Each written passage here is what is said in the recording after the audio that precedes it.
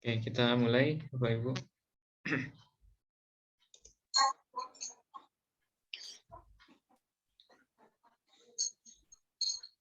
Assalamualaikum warahmatullahi wabarakatuh. Waalaikumsalam warahmatullahi wabarakatuh. Bismillahirrahmanirrahim. Alhamdulillahi rabbil alamin.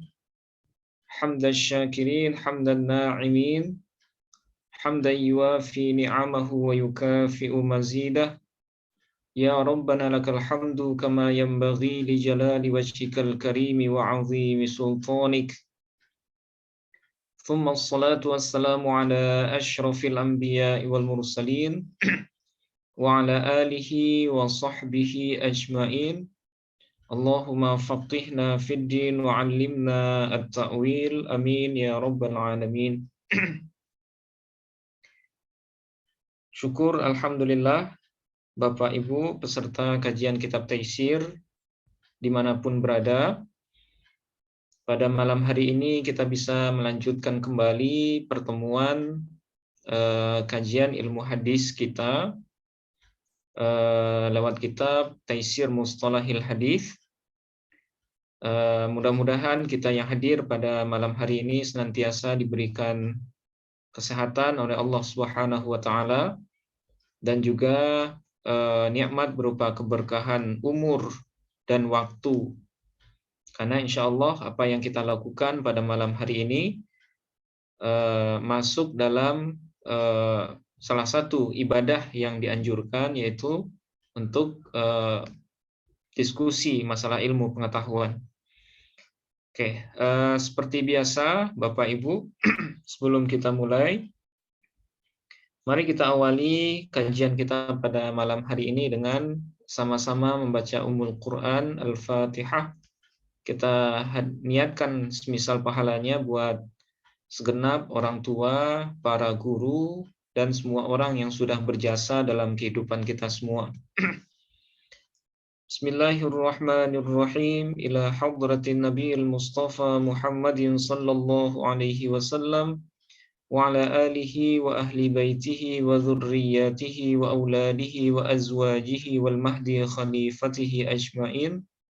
Thumma ila jami'i ikhwanihi minal anbiya'i wal mursalin wal awliya'i wal syuhada'i wal salihin والصحابة والتابعين وتابع التابعين والعلماء العاملين والمصنفين المخلصين وجميع الملائكة المقربين ثم إلى جميع المسلمين والمسلمات والمؤمنين والمؤمنات من مشارق الأرض إلى مغاربها برها وبحرها الأحياء منهم والأموات خصوصا إلى آبائنا وأمهاتنا وجدنا وجداتنا ولقرباتنا ولإخواننا ولأخواتنا ولمشائخنا ولمشائخ مشائخنا ولأستاذنا ولأساتذتنا ولطلابنا ولطالباتنا ولتلاميذنا ولتلميذاتنا ولمن أحسن إلينا بالخير ولمن أسأنا إليهم ولمن أوصانا بالدعاء.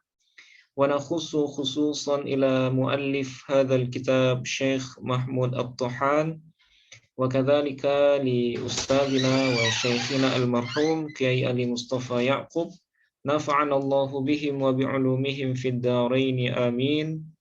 الفاتحة. أعوذ بالله من الشيطان الرجيم.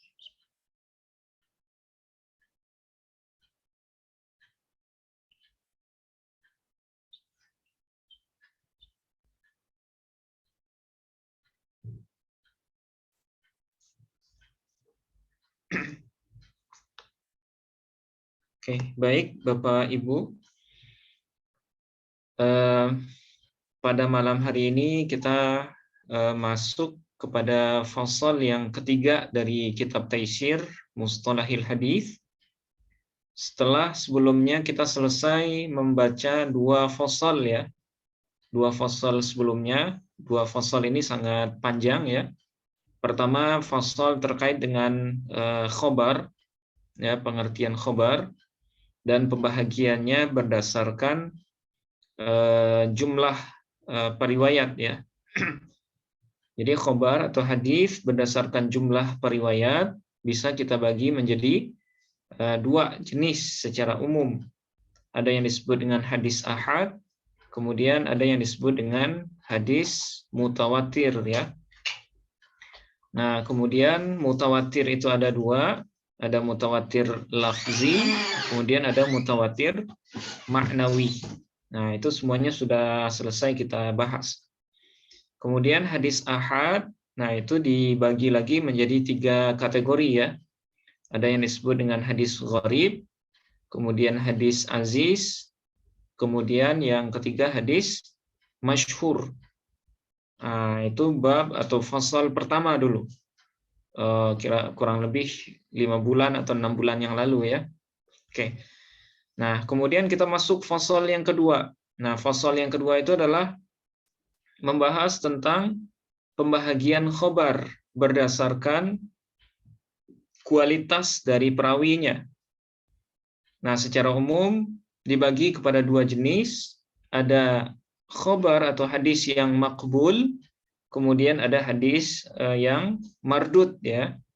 Yang makbul dibagi dua, ada yang sahih, kemudian ada yang hasan. Sahih dibagi dua lagi, ada yang li dzatihi, kemudian ada yang li ghairihi. Hasan juga seperti itu, ada yang hasan li dzatihi dan ada hasan li ghairihi. Nah, sementara yang mardud ya, yang mardud secara umum dia hanya punya satu jenis ya, satu pembahagian yang disebut dengan hadis dhaif. Nah, tapi hadis dhaif ini dibagi lagi kepada dua jenis berdasarkan sebabnya. Ya, ada yang disebabkan oleh keterputusan sanad, kemudian ada yang disebabkan oleh kecacatan perawi. Nah, itu jenisnya banyak. Yang berdasarkan keterputusan sanad, nah itu sudah kita jelaskan. Ada yang disebut dengan mu'allaq, ada yang munqati', kemudian ada yang mursal ya, ada yang mudallas, ada hadis mu'an'an, ada mu'annan, ada mursal khafi dan lain sebagainya. Nah, sementara yang hadis dhaif yang disebabkan oleh kecacatan perawi, nah itu dibagi lagi kepada 10 jenis ya kemarin. Ada yang disebabkan oleh kebohongan, lemah daya ingat, ada yang disebabkan oleh bid'ah, ada yang disebabkan oleh buruk hafalan dan lain sebagainya. Nah, itu pembagiannya sangat banyak dan semuanya sudah kita bahas. Ada yang disebut dengan hadis maudhu', hadis matruk, hadis mungkar ya, hadis mu'allal, hadis mudraj ya, kemudian muttarib dan lain sebagainya. Itu semuanya sudah kita bahas.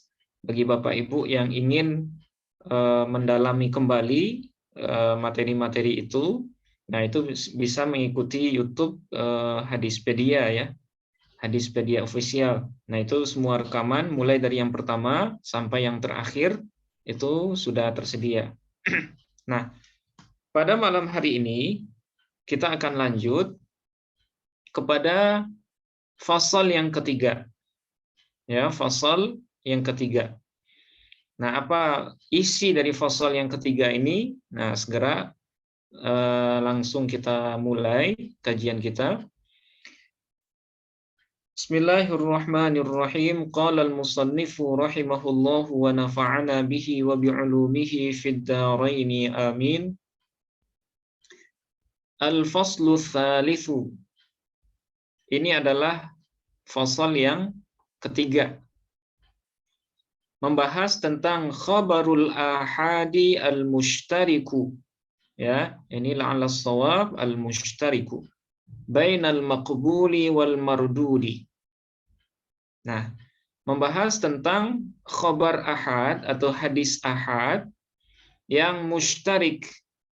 Ya, mushtarik ini secara tekstual bisa kita terjemahkan bersyirikat. Ya, bersyirikat, bersekutu. Nah, cuma di sini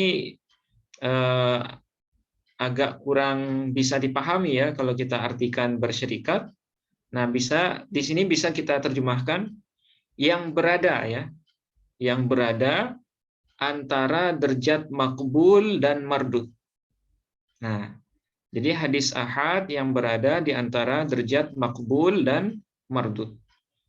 Jadi hadis ahad berdasarkan kualitas sanadnya itu kan secara umum bisa kita bagi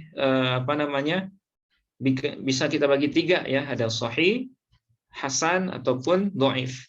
Atau dalam bahasa umum ada yang makbul, ada yang mardud gitu.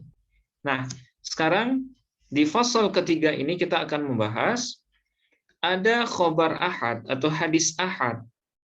Ya, hadis yang perawinya tidak sampai 10 orang lebih per masing-masing tabaqat. Nah, itu disebut dengan hadis ahad.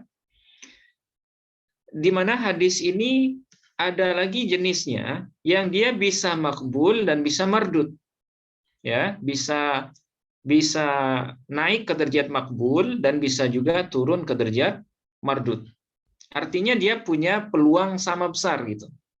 Ya, dia punya peluang yang sama besar. Bisa jadi makbul, bisa jadi mardud berdasarkan kualitas sanadnya nanti. Ya, berdasarkan kualitas sanadnya. Nah, inilah yang akan kita bahas pada pertemuan malam hari ini. Wa fihi mabhatsani. Dan di dalam bahasan ini atau dalam tema ini ada mabhatsani, ada dua pembahasan. Ya, ada dua pembahasan. Al-mabhatsul awwalu taqsimul khabari bin nisbati ila man usnida ilaihi. Pembahasan pertama adalah pembahagian khabar atau pembahagian hadis berdasarkan kepada orang yang hadis itu dinisbatkan kepadanya. Nah, itu terjemahan yang tekstual, letterlek ya. Atau bisa juga kalau terjemahan yang cepat dipahami, pembahagian hadis berdasarkan kepada sumber yang menyampaikan. Ya, sumber pertama yang menyampaikan. Man usnida ilaihi. Jadi hadis itu berdasarkan sumber awalnya, siapa yang mengatakan. Ya, nah nanti bisa kita bagi 4 itu. Kalau Nabi langsung itu disebut marfu, kalau sahabat disebut dengan mauquf, kalau tabi'in disebut dengan maqtu', kemudian kalau nisbatnya ke Allah itu disebut dengan qudsi. Nah, nanti kita akan bahas semua, insya Allah. Nah, itu pembahasan pertama. Kemudian al-mabhatsus tsani, pembahasan yang kedua, anwa'un ukhra mutafarriqatun mushtarikatun ya bainal maqbuli wal mardudi. Sementara pembahasan yang kedua adalah jenis-jenis hadis lain ya yang mutafarriqah, yang berbeda-beda, mushtarikah. Nah, ini mushtarikah ya, yang isim fa'il yang la'al shawab, yang berada antara derajat makbul dan mardud. Jadi nanti ada lagi istilah-istilah lain yang akan kita bahas, yang mana dia berada di antara dua derajat, bisa makbul, bisa mardud, berdasarkan kualitas sanadnya. Oke. Nah, sekarang kita langsung masuk ke al-mabhatsul awwalu. Pembahasan yang pertama, taqsimul khabari bin nisbati ila man usnida ilaihi. Pembahagian khabar berdasarkan kepada sumber penuturnya atau orang pertama yang mengucapkannya. Nah, wa fihi arba'atu mataliba. Nah, ini la'ala shawab mataliba ya. Dia sebagai mudhafun ilai tapi dalam bentuk sighat muntahal jumu'. Dia sebagai isim ghairu munsharif. Jadi isim ghairu munsharif ketika jar itu dengan fathah. Jadi bacaan yang lebih tepat di sini adalah mataliba ya, wa fihi arba'atu mataliba. Nah, di dalam bahasan ini, bahasan pertama ini ada 4 matlab ya, ada 4 bahasan lagi, ada subbahasan. Al-matlabul awal al-haditsul qudsi. Pembahasan pertama tentang hadis qudsi. Ya. Al-matlabul tsani, pembahasan yang kedua al-haditsul marfu'u, yaitu pembahasan tentang hadis marfu'. Kemudian al-matlabul tsalitsu al-haditsul mauqufu. Ya, jenis yang ketiga adalah pembahasan tentang hadis mauquf. Kemudian yang keempat, al-matlabur rabi'u al-haditsul maqtu'u. Ya, pembahasan yang keempat adalah hadis maqtu'. Nah, seperti yang tadi sempat saya singgung ya. Jadi kita pada pembahasan pertama ini akan fokus mengkaji keempat istilah ini. Apa yang dimaksud dengan hadis qudsi, hadis marfu, hadis mauquf, ataupun hadis maqtu'. Nah, mungkin sebagian kita sudah pernah mendengar istilah ini. Nah, tapi untuk lebih lebih dalam, nah kita coba membaca penjelasan dari Syekh Mahmud At-Tahan. Dimulai dengan pembahasan hadis qudsi. Al-haditsul qudsiyu. Ini adalah pembahasan tentang hadis qudsi. Ta'rifuhu. Ya, yang pertama adalah pembahasan terkait dengan ta'rif, pengertian hadis qudsi. Lughatan al-qudsiyu nisbatun. Nah, ini bisa nisbatun, ya, nisbatun ilal qudsi ayat tuhri kama fil qamusi. Jadi hadis qudsi menurut bahasa itu adalah nisbat, ya, nisbat kepada lafaz al-qudsi, kudus, ya, kudus itu artinya suci, ayat tuhri. Nah, jadi ada namanya ya nisbah, ya, qudsi. Ketika dikasih ya, nah ini nama ya yang di akhir ini namanya adalah ya nisbah, artinya sesuatu yang dinisbatkan kepada yang suci, al-qudsi. Nah, qudsi itu sendiri itu maknanya adalah at-tuhri, ya, suci. Kama fil qamusi, sebagaimana yang tercantum di dalam al-qamus, maksudnya qamus al-muhit, ya, karangan Imam Fairuz Abadi. Nah, di dalam kamus ini al-qudsi itu adalah nisbah kepada al-qudus yang maknanya adalah at-tuhur, suci. Ya, al-haditsul mansubu ila dzatil qudsiyati. Nah, jadi hadis qudsi itu adalah hadis yang dinisbatkan kepada zat yang maha suci. Ya, kepada zat yang maha suci, wa huwa Allahu subhanahu wa ta'ala. Dan dia, zat yang maha suci itu adalah tidak lain dan tidak bukan adalah Allah subhanahu wa ta'ala. Nah, jadi berdasarkan bahasa, qudsi itu adalah sesuatu yang dinisbatkan kepada zat yang maha suci, al-qudus, yaitu Allah subhanahu wa ta'ala. Nah, jadi dari segi bahasa, itu kita sebenarnya sudah bisa memahami apa yang dimaksud dengan hadis qudsi ini. Nah, sekarang secara istilah, alba. Istilahan huwa ma nuqila ilaina anin nabiy sallallahu alaihi wasallam ma'a isnadihi iyyahu ila rabbih azza wa jalla. Secara istilah, hadis qudsi itu adalah ma.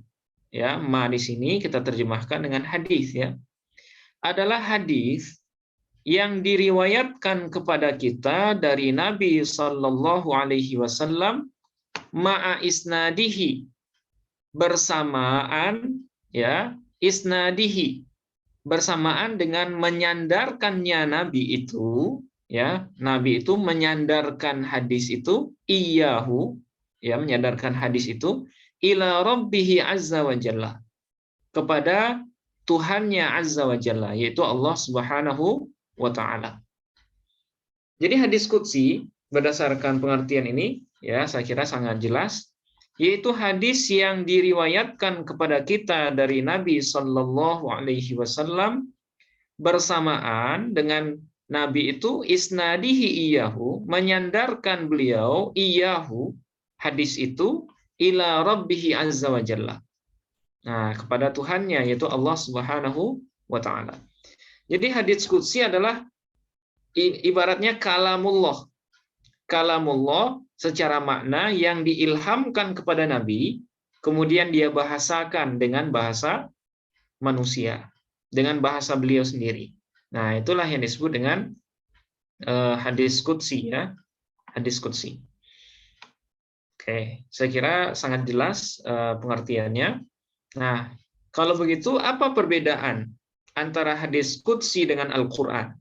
Tentu muncul pertanyaan ya.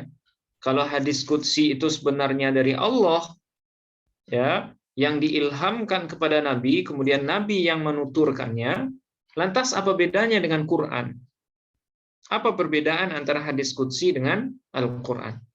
Nah, sekarang langsung kita masuk kepada sub yang kedua, al-farqu bainahu wa bainal Qur'ani. Perbedaan antara hadis qudsi dan antara Al-Quran.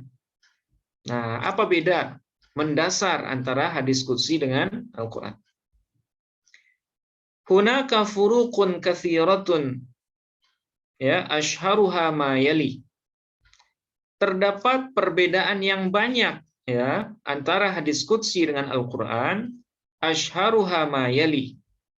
Nah, di antara yang masyhur, yang sering disebut tentang perbedaan antara keduanya adalah ma yali, adalah sebagai berikut. Nah, jadi perbedaannya banyak sebenarnya, ya. Perbedaannya banyak, tapi yang masyhur, yang sering disebut-sebut orang, nah, menurut Syekh Mahmud Tohan, nah, itu adalah beberapa poin yang akan disebutkan berikut ini. Yang pertama adalah, perbedaannya adalah annal Qur'ana lafzuhu wa ma'nahu minallahi subhanahu wa ta'ala. Wal hadits al-qudsiyya ma'nahu minallahi wa lafzuhu min 'indin nabiy sallallahu alaihi wasallam. Yang pertama adalah Al-Qur'an, ya. Lafaz Al-Qur'an itu wa ma'nahu, dan maknanya itu berasal dari Allah Subhanahu wa ta'ala. Nah, jadi kalau Al-Quran, baik lafaz ataupun maknanya, itu semuanya dari Allah Subhanahu wa Ta'ala. Artinya, Nabi tidak punya otoritas sedikit pun untuk mengarang bahasa Al-Quran. Ya, Nabi tidak punya otoritas sedikit pun untuk mengarang apapun yang terkait dengan Al-Quran. Semuanya murni dari Allah, lafzan wa ma'nan. Ya, baik secara lafaz ataupun secara makna. Oke. Sementara itu wal hadits al-qudsi, sementara itu hadis qudsi itu maknahu minallah. Maknanya dari Allah, wa lafzuhu min 'indin nabi sallallahu alaihi wasallam, dan sementara lafaznya, bahasa lahirnya itu adalah dari Nabi sallallahu alaihi wasallam. Nah, jadi hadis qudsi itu sangat sangat jelas ya bedanya dengan Al-Qur'an. Jadi hadis qudsi itu hanya makna yang Allah turunkan kepada Rasulullah, sebuah pemahaman yang dengan pemahaman itu Rasulullah berkalam. Ya, Rasulullah berkalam, berbicara, sehingga makna itu terwakili oleh bahasa Rasulullah. Nah, itulah yang disebut dengan hadis qudsi. Nah, ketika kalam itu dibahasakan, maka jadilah dia hadis. Ya. Nah, itu makanya hadis. Kenapa qudsi itu disebut juga hadis? Ya karena Nabi yang mengkalamkan, Nabi yang melafazkan. Sekalipun maknanya Allah yang mengilhamkan kepada Nabi. Nah, itu ya, itu yang disebut dengan hadis qudsi. Setelah Nabi kalamkan, setelah Nabi lafazkan, beliau riwayatkan kepada para sahabat. Nah, sahabat meriwayatkan kepada para tabi'in, kemudian tabi'in kepada tabi'in sampai kepada mukharrij. Nah, seperti itu.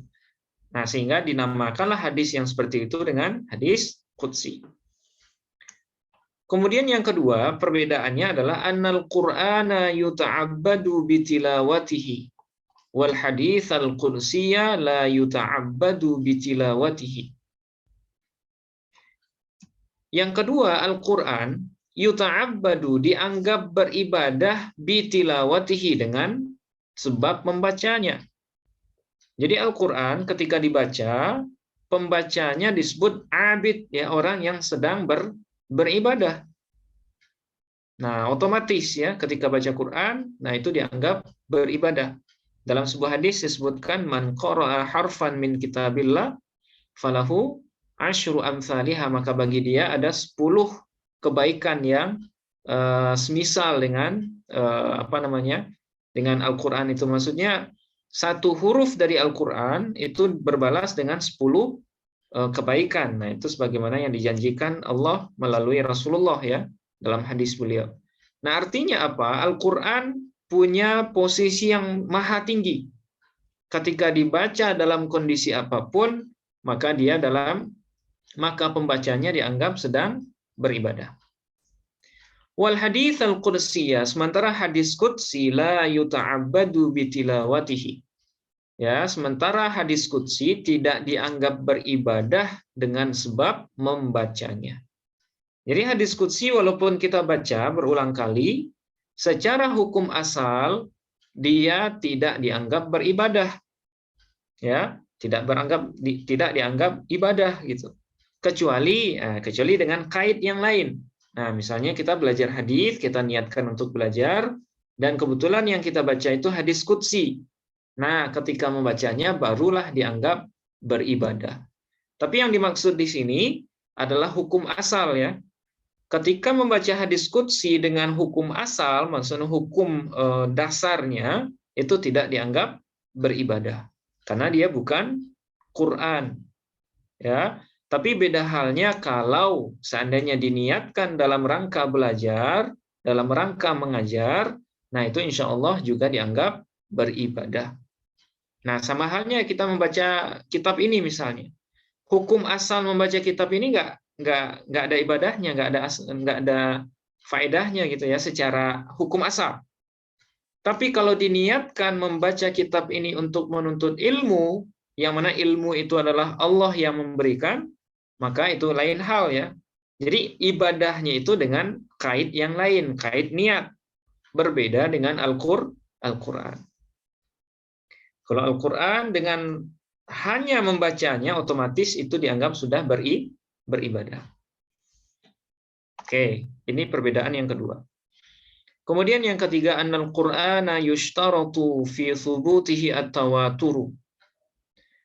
Yang ketiga, Al-Quran disyaratkan fi thubutihi, dalam thubutnya, maksudnya dalam keberadaannya itu, dalam dalam wujudnya itu at-tawaturu, mutawatir ya. Jadi Al-Quran itu disyaratkan dalam sanadnya itu mutawatir. Ya, seperti yang kita ketahui, Al-Quran itu dihafal oleh ribuan sahabat ya. Ribuan sahabat, banyak penghafal Quran. Artinya apa? Sanad Quran itu pasti mutawatir. Tidak ada orang yang meragukan kemutawatiran Al-Quran. Sampai sekarang terjaga.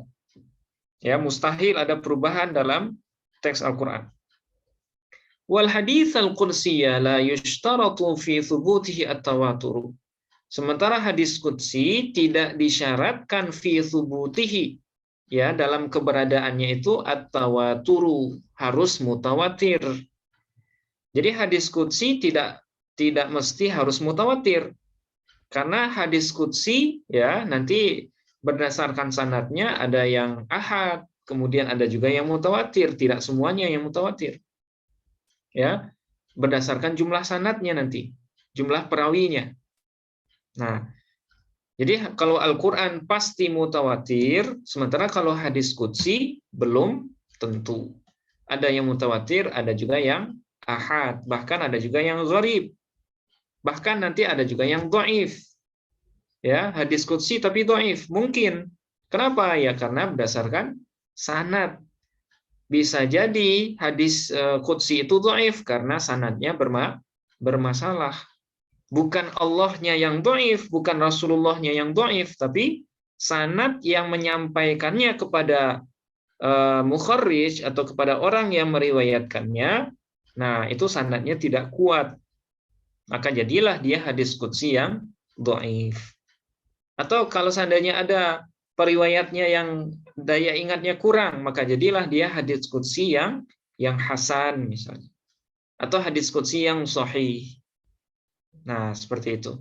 Jadi mentang-mentang hadis qudsi semuanya sahih, enggak, belum tentu. Ya, semuanya berdasarkan kualitas dari sanad dan perawinya. Oke. Nah, itu di antara perbedaan yang disebutkan ya, yang disebutkan di dalam kitab Taisir ini. Ya, setidaknya ada 3 perbedaan mendasar antara Al-Quran dan hadis qudsi. Nah, sekarang yang ketiga, adadul ahaditsil qudsiyati, jumlah hadis-hadis qudsi.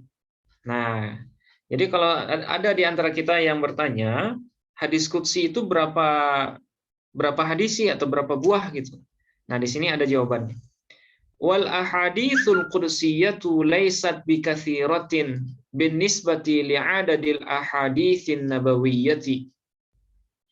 Hadis-hadis qudsi laysat bikatsiratin, tidaklah banyak. Ya. Jadi hadis qudsi itu enggak banyak. Binisbah, dengan memandang li'adadil ahaditsin nabawiyyati, ya, dengan memandang kepada jumlah hadis-hadis Nabi secara keseluruhan. Ya. Jadi kalau kita bandingkan dengan jumlah hadis secara umum, jumlah hadis qudsi ini sangat sedikit ya. Taruhlah misalnya Imam Ahmad, misalnya sebagaimana yang diriwayatkan oleh anak beliau, hafal 1 juta hadis misalnya. Nah, 1 juta hadis. Nah, dari yang 1 juta hadis itu, yang hadis qudsi hanya segelintir saja, hanya beberapa buah saja. Itu baru yang Imam Ahmad ya, belum lagi Imam Malik, belum lagi Imam Syafi'i, belum yang lain.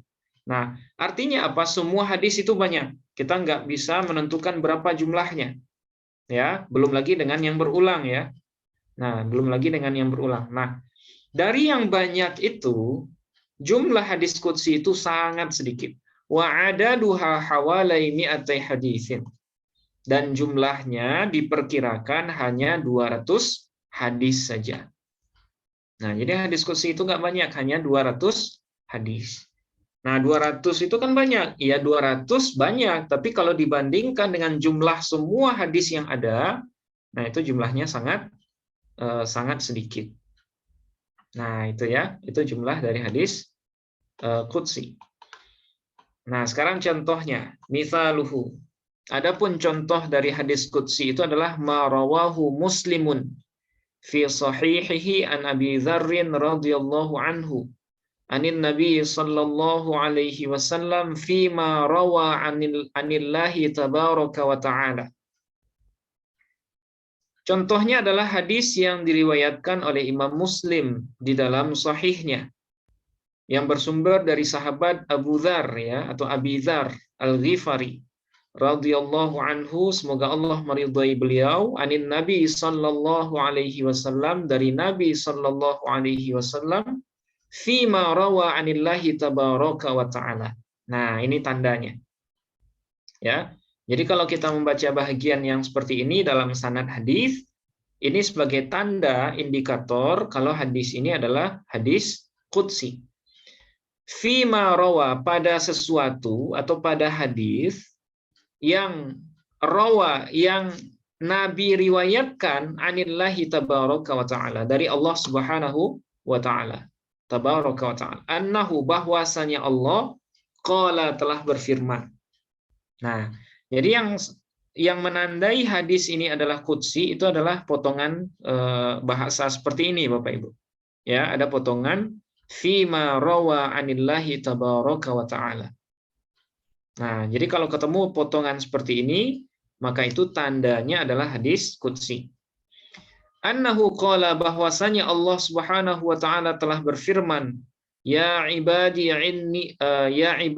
inni haramtu dzulma ala nafsi. Wahai hambaku, sesungguhnya aku telah mengharamkan kezaliman ala nafsi, ya, terhadap diriku. Wa ja'altuhu bainakum muharraman, dan aku jadikan kezaliman itu di antara kalian muharraman, juga diharamkan. Fala tadzalamu, maka janganlah saling zalim atau saling menganiaya antara satu sama lain. Nah, jadi dari bahasa ini, ya ibadi, ini kan wahai hambaku, kan nggak mungkin Rasulullah yang ngomong seperti ini. Ya, ini hanya kutipan ya bahasa Rasulullah terhadap makna yang Allah berikan ke beliau. Nah, kira-kira maknanya seperti ini, ya ibadi, wahai hamba-hambaku. Inni sesungguhnya aku telah mengharamkan zalim, aniaya terhadap diriku. Dan aku jadikan sifat zalim itu di antara kalian muharraman, diharamkan. Maka janganlah saling menzalimi atau saling menganiaya antar satu sama lain. Nah, ini adalah salah satu dari 200 hadis qudsi yang pernah pernah diriwayatkan oleh para ulama hadis. Oke, saya kira sering juga ya kita menemui hadis-hadis yang seperti ini.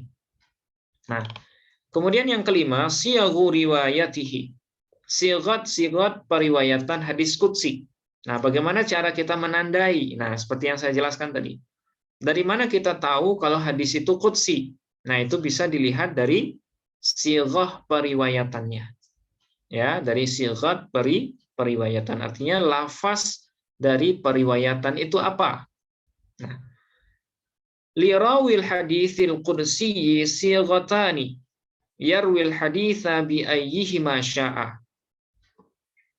Bagi perawi hadis qudsi, ya, perawi hadis qudsi sighatani biasanya menggunakan dua sighat. Sighatani, ya, menggunakan dua sighat.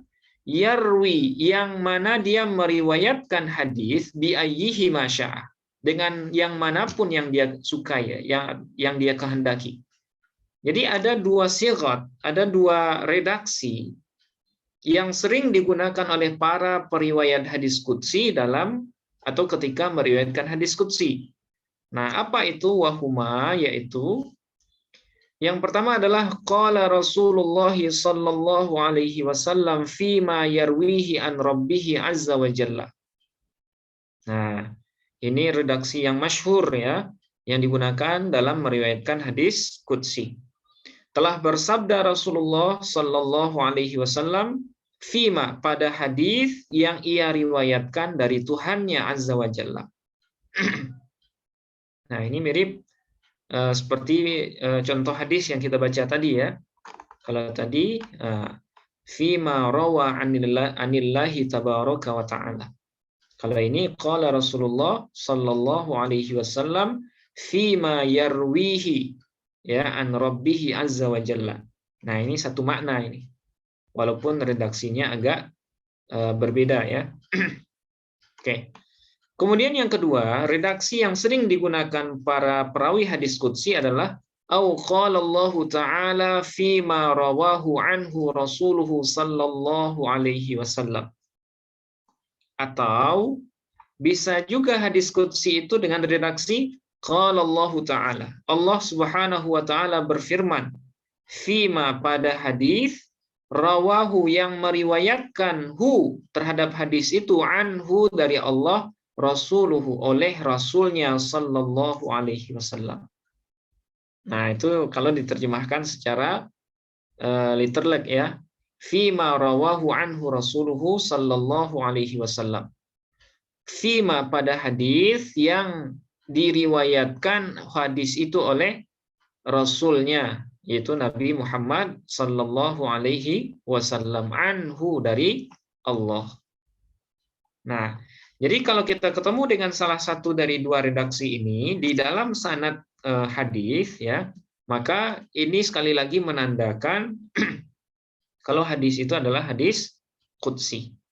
Nah, saya kira sangat mudah ya, sangat sederhana, dan kita mungkin sering juga membaca hadis yang sanadnya ada redaksi seperti ini. Oke. Nah, kemudian subbahasan yang keenam, asyharul musannafati fihi. Ya, karya-karya populer fihi, tentang hadis qudsi. Ya, karya-karya yang masyhur terkait hadis qudsi. Nah, di antaranya adalah al-idhafat. Ya, al-idhafat as-saniyah bil ahaditsil qudsiyah. Nah, ini nama kitab ya.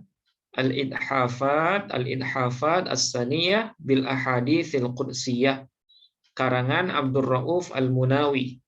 Ada juga yang membacanya Al-Minawi ya. Jama'a fihi mi'ataini wathnaini wasab'ina hadisan. Jadi Imam Abdul Rauf Al-Munawi menghimpun di dalam kitab Al-Ithafat ini kurang lebih 272 hadis. Ya. Nah, jadi beliau sampai mengoleksi 272 hadis menurut penelitian beliau ya. Nah, pastinya kita nggak tahu ini jumlah pastinya berapa. Tapi seperti yang disampaikan oleh Syekh Mahmud Tohan, jumlahnya hanya 200-an. Ya, 200 berapa? Nah, Imam Al-Munawi menemukan 272. Nah, apakah masih ada yang lain? Wallahu a'lam. Ya, wallahu a'lam. Kalau saya nggak salah, Imam As-Suyuti juga pernah mengumpulkan ya, pernah mengumpulkan hadis-hadis qudsi. Nah, berapa jumlahnya nanti bisa kita cek ulang. Nah, kemudian juga Imam Abu Hanifah juga terkenal pernah mengumpulkan hadis-hadis qudsi. Oke. Nah, ini pembahasan pertama dari fasal yang ketiga ini. Nah, sekarang kita masuk yang kedua ya, pembahasan yang kedua yaitu hadis marfu. Al-marfu'u. Ini adalah bahasan tentang hadis marfu. Ta'rifuhu, pengertiannya lughatan menurut bahasa adalah ismu maf'ulin min fi'li rafa'a ya diddi wad'a. Nah, menurut bahasa marfu itu adalah isim maf'ul. Nah, lagi-lagi ini adalah sighat dalam pembahasan sighat ya dalam ilmu sharaf. Marfu ini adalah isim maf'ul ya, kata benda yang menunjukkan objek yang dikenai perbuatan, marfu. Nah, marfu itu artinya yang diangkat ya, isim maf'ul. Dari fi'il rafa'a. Rafa'a itu artinya mengangkat, meninggikan. Diddi wadha'a, lawan dari kata wadha'a. Nah, kalau rafa'a mengangkat, wadha'a meletakkan gitu ya. Jadi lawannya, lawan wadha'a, meletakkan. Ka'annahu, seolah-olah summiya bidzalika linisbatihi ila sahibil maqamir rafi'i wa huwa an-nabiy sallallahu alaihi wasallam. Seolah-olah hadis marfu itu summiya dinamakan bidzalika dengan demikian, maksudnya dengan istilah marfu. Kenapa disebut marfu? Marfu itu kan yang diangkat atau yang ditinggikan ya. Kenapa dinamakan hadis itu marfu? Linisbatihi, karena nisbat hadis itu ila sahibil maqamir rafi', kepada pemilik maqam yang tinggi, yaitu Nabi Muhammad sallallahu alaihi wasallam. Nah, jadi kenapa hadis yang jenis yang kedua ini disebut dengan marfu? Ya, ya karena dia dinisbatkan kepada orang yang punya maqam yang rafi'. Rafi' itu artinya yang tinggi. Karena dia dinisbatkan kepada orang yang mempunyai maqam yang tinggi, yaitu Nabi Muhammad, maka dinamailah hadis ini dengan hadis marfu. Ya, hadis marfu. Kalau hadis qudsi, kenapa dinamakan qudsi? Ya, karena nisbatnya kepada zat yang maha suci, yaitu Allah Subhanahu wa ta'ala. Oke. Nah, ini menurut bahasa. Sekarang yang istilahan, menurut istilah. Ya, apa yang dimaksud dengan hadis marfu secara istilah ilmu hadis? Huwa ma udhifa ila Nabi sallallahu alaihi wasallam min qaulin aw fi'lin aw taqririn aw sifatin. Nah, jadi hadis marfu itu adalah ya, setiap hadis yang dinisbatkan kepada Nabi sallallahu alaihi wasallam dari perkataan, baik perkataan, au fi'lin ataupun perbuatan, au taqririn atau ketetapan, au sifatin ataupun sifat. Nah, jadi dikatakan hadis marfu ketika ungkapan itu kita nisbatkan ke Nabi. Baik Nabi yang mengatakan, atau Nabi yang melakukan, atau Nabi yang menetapkan, atau sifat-sifat Nabi. Asalkan dikaitkan dengan Nabi, maka itu namanya hadis marfu. Nah, apapun ya, apapun hadis yang dikaitkan dengan Nabi, yang kita sebut Nabi di ujung hadisnya, berarti itu adalah hadis marfu. Nah, jadi hadis marfu juga nanti berkisar antara mardud dan makbul ya. Bisa jadi makbul, bisa jadi sahih atau hasan, tapi bisa juga mardud atau dhaif.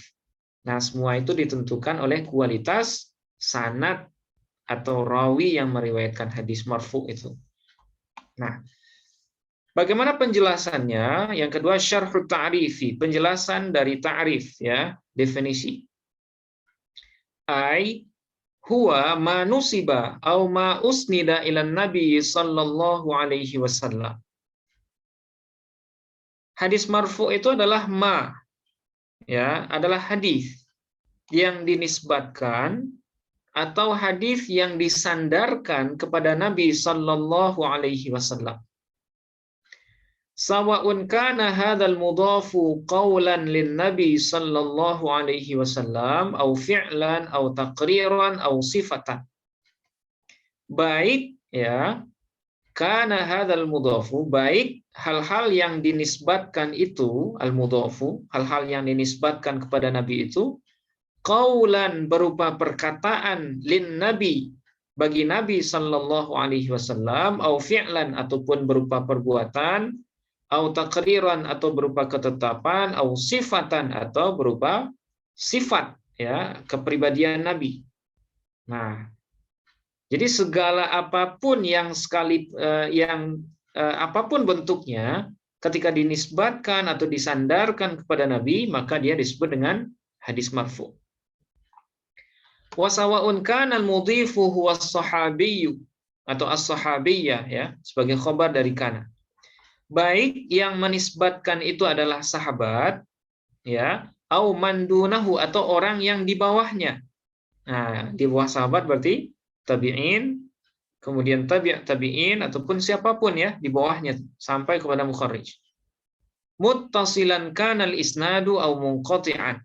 Baik sanadnya berstatus muttasil, ya muttasil itu nyambung sampai ke Nabi, au munqati'an ataupun munqati' atau terputus. Baik sanadnya nyambung ataupun terputus. Nah, tetap saja nanti bisa disebut dengan marfu. Nah, oleh sebab itu fayadkhulu fil marfu'i al-mausulu wal mursalu wal muttasilu wal munqati'u. Maka oleh sebab itu, maka masuk dalam kategori hadis marfu. Nah, apa yang masuk al-mausulu? Hadis mausul. Nah, hadis mausul ini hadis yang sanadnya sampai nyambung sampai ke Nabi. Nah, itu disebut mausul. Wal mursalu dan hadis mursal. Nah, ini sudah kita bahas ya. Mursal itu hadis yang sanadnya terputus di setelah tabi'in. Nah, jadi tabi'in langsung ke Nabi. Nah, nggak ada sahabatnya ya, nggak ada sahabatnya. Itu disebut dengan hadis mursal. Nah, mursal pun bisa disebut dengan marfu ketika dia dinisbatkan ke Nabi.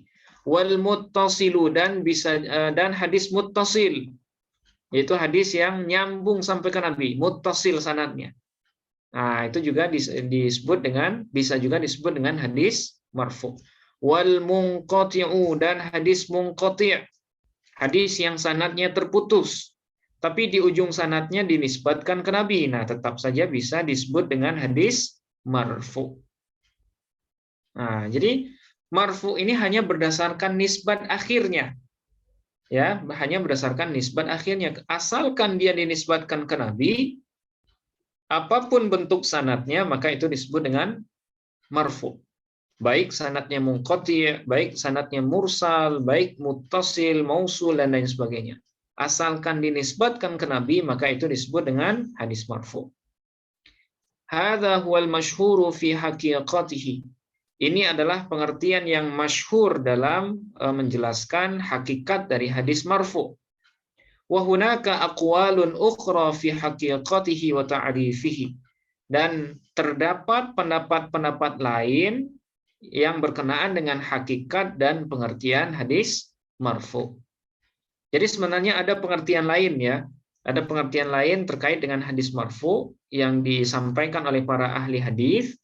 Tapi pengertian yang di atas yang barusan kita jelaskan ini adalah pengertian yang masyhur, pengertian yang sering disebut oleh para ahli hadis.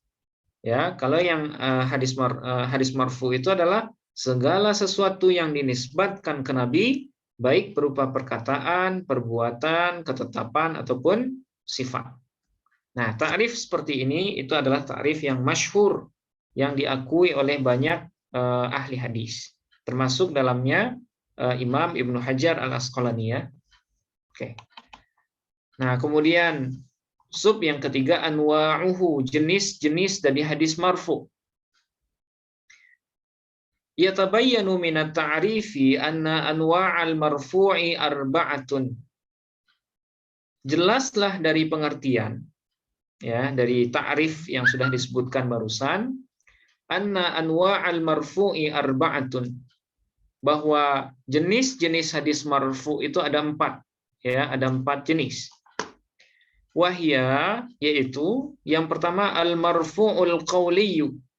Nah, yang pertama adalah marfu yang berupa perkataan, qauli. Ya. Kemudian yang kedua al-marfu'ul fi'liyu. Ya, marfu yang berupa perbuatan Nabi. Ya, perbuatan tapi dinisbatkan ke Nabi. Nah, itu namanya marfu al-fi'liyu. Kemudian yang ketiga al-marfu'ut taqririyu, ya, marfu yang berbentuk takriri, ketetapan Nabi.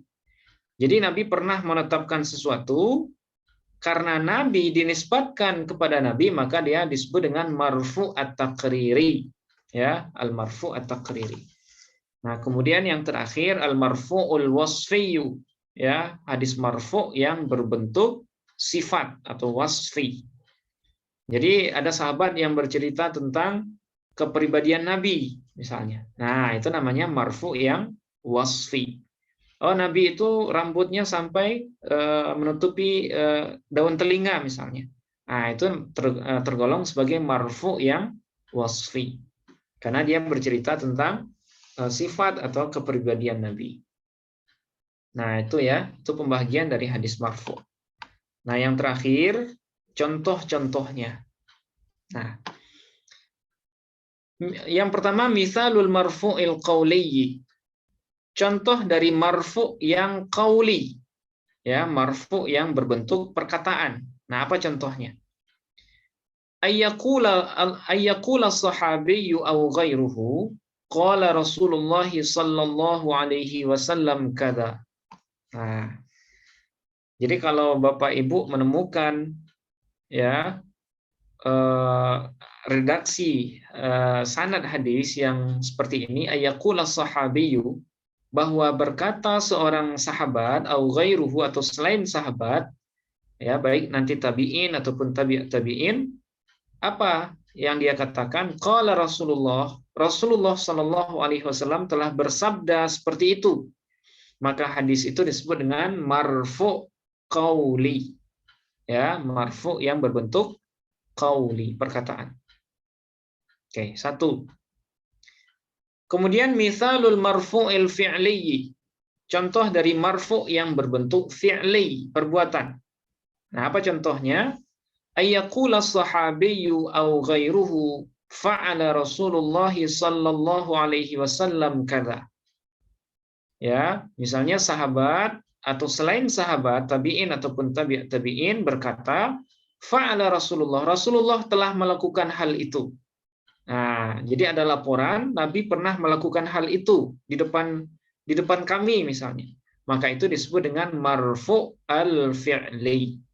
Ya, hadis marfu tapi berbentuk perbuatan Nabi. Oke. Kemudian yang ketiga, misalul marfu'i taqriri. Ya, contoh hadis marfu yang takriri, yang berbentuk ketetapan Nabi. Nah, apa contohnya? Ayyaqula sahabiyyu aw ghairuhu, bahwa berkata sahabat atau selain sahabat, fu'ila bihadratin Nabi sallallahu alaihi wasallam kada. Nah, telah dilakukan perbuatan itu di hadapan Nabi sallallahu alaihi wasallam. Nah, jadi misalnya ada sahabat yang bercerita ya, dulu di hadapan Nabi pernah kami melakukan hal ini. Nah, misalnya hadis yang terkenal dari Sayyidina Khalid bin Walid, ketika mereka memakan dob, ya, daging biawak gurun, ya, biawak gurun. Ketika itu para sahabat makan daging dob itu di hadapan Nabi, ya, di hadapan Nabi, dan Nabi tidak melarang dan juga tidak memerintahkan. Nabi diam saja. Wala yarwi inkarahu lidzalikal fi'li. Dan tidak meriwayatkan sahabat atau selain sahabat itu ingkarahu, adanya pengingkaran Nabi lidzalikal fi'li, untuk perbuatan itu. Nah, jadi tidak ada riwayat, ya, perawi itu tidak menyebutkan Nabi mengingkari apa yang dilakukan oleh sahabat di hadapan Nabi. Maka itu tergolong sebagai marfu yang takriri. Nah, seperti hadis yang masyhur tadi, ya. Dia ketika sahabat memakan daging dob, ya, biawak, ya, bisa disebut biawak walaupun dob itu tidak identik dengan biawak yang ada di negeri kita, ya. Jadi dob itu biawak yang hanya, atau kadal yang dia hidupnya di gurun. Nah, itu disebut dengan dob. Nah, ketika para sahabat memakan daging dob, ya, Nabi tidak mengingkari, Nabi tidak melarang, Nabi juga tidak memerintahkan. Nah, jadilah hadis itu disebut dengan marfu at-takriri.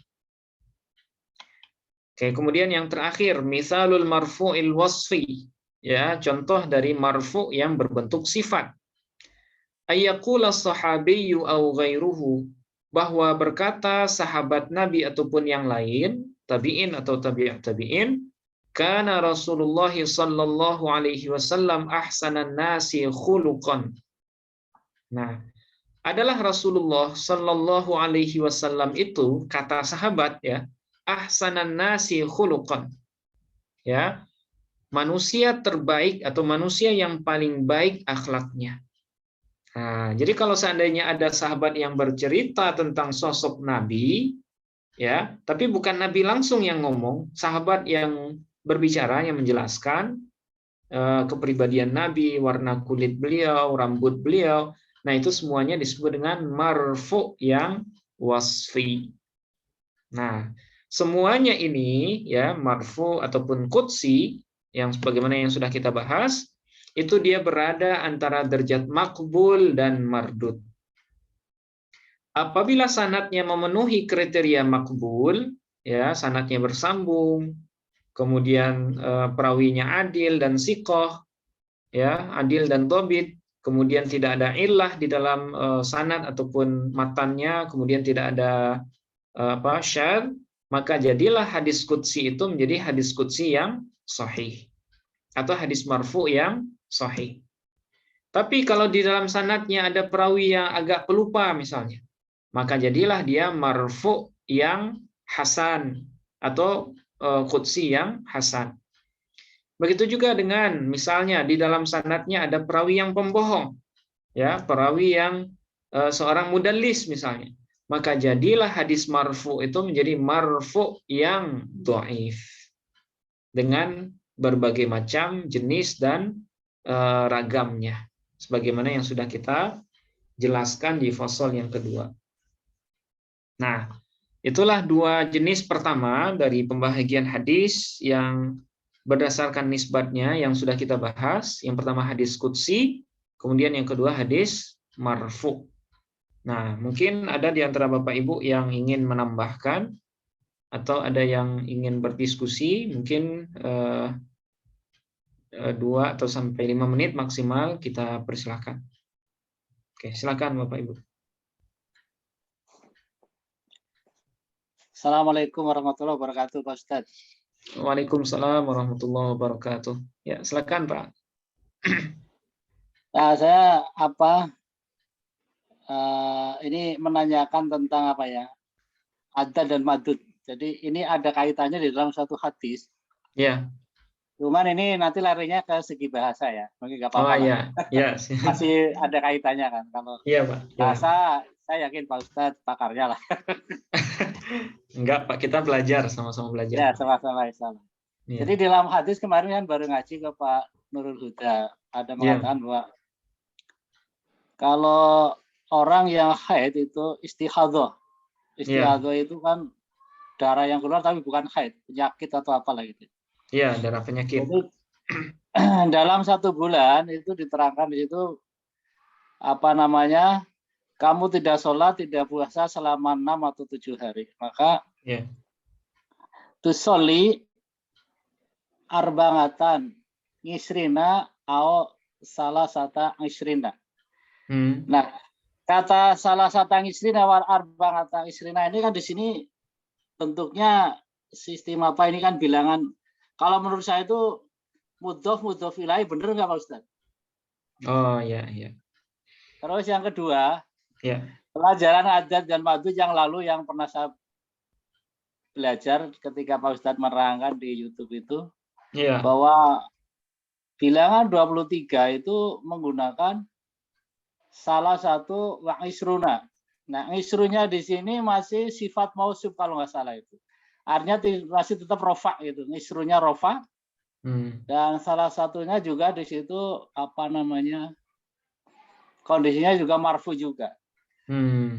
Perbedaannya di sini karena ada sifat mausuf pada wawunya itu, atau Atof, Pak, namanya. Huruf atof atof ya, itu. wawu atof ya, atof Iya. maktuf gitu ya, atof. Iya. Sehingga tidak diidofahkan. Kalau yang salah satu isrina itu kan mudhof ilaih. Kira-kira bagaimana? Ini pendapat saya aja menurut Pak Ustaz. Iya. Oke, baik, Pak. Ini bukan pembahasan hadis ya. Ini Ya. pembahasan bahasa terkait dengan bahasa salah satun wa isyruna misalnya, atau arba'atun wa isyruna. Nah, itu namanya bilangan atfi, Pak. Ya, adat atfi kalau bahasa sebagian kitab itu. Jadi bilangan yang 20 ke atas, nah itu nanti harus ada perantara huruf atof di antara satuan dan puluhannya. Puluhannya, iya. Nah, misalnya 21 wahidun wa isyruna. Kemudian 22 misalnya ithnani wa isyruna. Nah, itu tarkibnya namanya tarkib atfi, atof maktuf. Atof ya. Nah, jadi bukan tarkib naat man'ut, Pak. Iya, iya. Ya, bukan naat man'ut, tapi hanya atof dengan maktuf. Jadi kalau kita sebut misalnya 24 arba'atun wa isyruna. Nah, arba'atun itu misalnya kalau dia rofa, maka maktuf yang setelahnya juga rofa. Isyrun itu kan maktuf kepada arba'atun. Nah, karena arba'atunnya rofa, maka maktufnya juga harus rofa. Itu makanya kita baca arba'atun wa isyruna yauman misalnya. Iya. Nah, tapi kalau arba'atunnya nasab, arba'atan, nah berarti wa isyrina yauman. Kenapa isrin? Ya karena dia maktuf kepada arba'atan. Ya, karena dia mulhaq jamak mudzakkar namanya. Iya. Nah, jamak mudzakkar ketika nasab itu dengan ya dan nun. Nah, arba'atan wa isyrina yauman. Begitu juga dengan ketika jer, arba'atin wa isyrina yauman. Nah, seperti itu, Pak. Jadi bukan tarkibnya bukan naat man'ut itu, arba'atun wa isyruna misalnya. Tapi tarkibnya adalah atof maktuf dengan maktuf alaih. Maktuf alaih ya. Jadi arba'atun disebut dengan maktuf alaih, waw di sana adalah waw atof, kemudian isyruna disebut dengan maktuf. Iya. Nah, hukum maktuf ini harus sama dengan maktuf alaihnya. Ya. Kalau maktuf alaihnya rofa, maka maktufnya juga rofa. Kalau maktuf alaihnya nasab, maka maktufnya juga nasab. Begitu juga dengan jer gitu, Pak. Tapi kalau di dalam hadis itu tidak ada wawu atofnya, Pak Ustadz, gimana? Yang hadis di Bulughul Maram, Pak? Iya, Bulughul Maram itu. Sepertinya itu salah satun min arba'at, misalnya sab'atun min 7 hari dari 7 hari dari 30 hari. Maksudnya mungkin seperti itu, Pak. Itu bukan satu kesatuan, itu bukan satu bilangan maksudnya. Jadi ya, kalau seandainya ada orang yang darah istihadhah, nah ketentuan bagi dia itu gimana?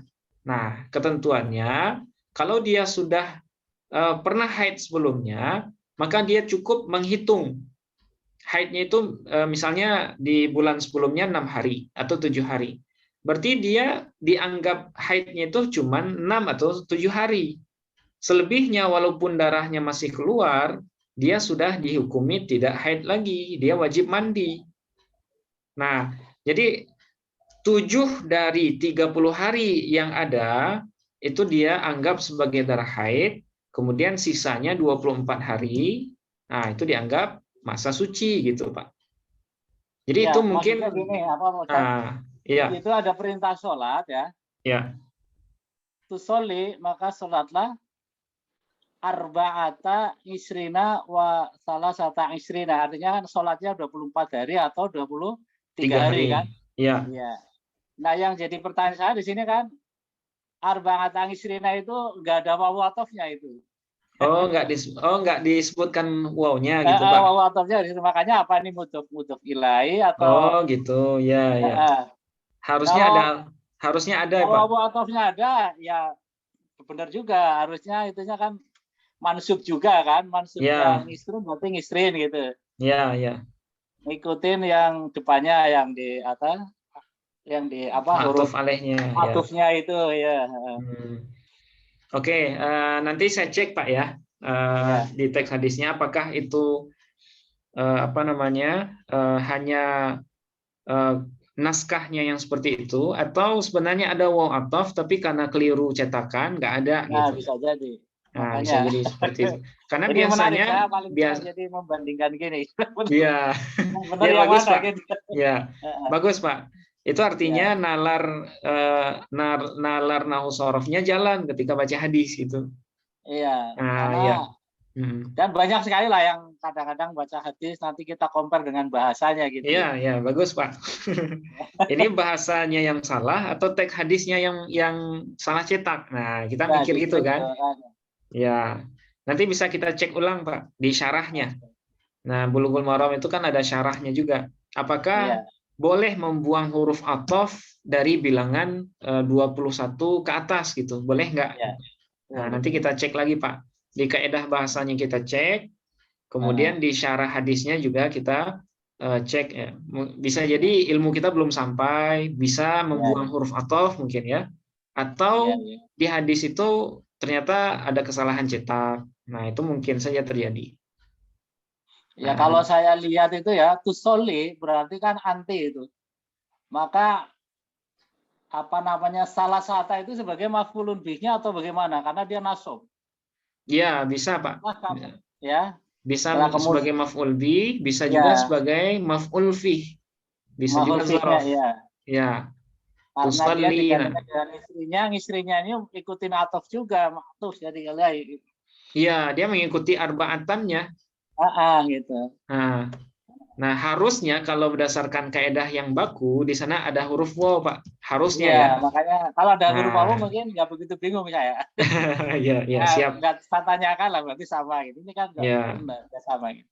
Ya, jadi ada dua hal yang harus kita konfirmasi, Pak. Pertama, syarah hadisnya, apakah di sana benar nggak ada waw atau ada tapi salah cetak? Iya. Oke, satu.